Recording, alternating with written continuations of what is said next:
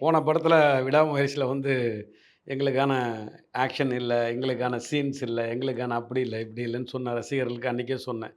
பயங்கரமா கத்துவீங்க, தொண்டை வலிக்கும் கவலைப்படாதீங்கன்னு. அதான் இந்த ட்ரெய்லர்லயும் பார்த்துருப்பீங்க, டீசர்லயும் பார்த்துருப்பீங்க.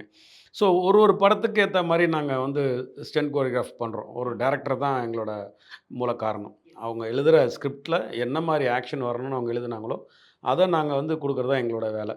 ஸோ இந்த படத்துலயும் அதான் நாங்க ட்ரை பண்ணியிருக்கோம். ஒரு ஒரு படத்துலயும் நான் அப்படி தான் பண்ணுவேன். துணிவா இருக்கட்டும் சாருக்கு, அடுத்து விடாமுயற்சி பண்ணேன். 3வது இந்த படம் பண்ணியிருக்கேன். 3 படத்துக்கும் என்னுடைய டைரக்டர்ஸ் தான் காரணம்.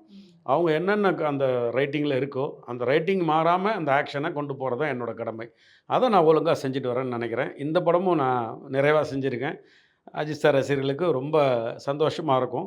இதுலயும் நெறைய விஷயங்கள் அவர வச்சு நெறைய ரிஸ்க் எடுத்துக்க வச்சிருக்கேன். நெறைய ரிஸ்க்கா பண்ணியிருக்காரு. So happy. எனக்கும் ரொம்ப ஹேப்பியாகும்.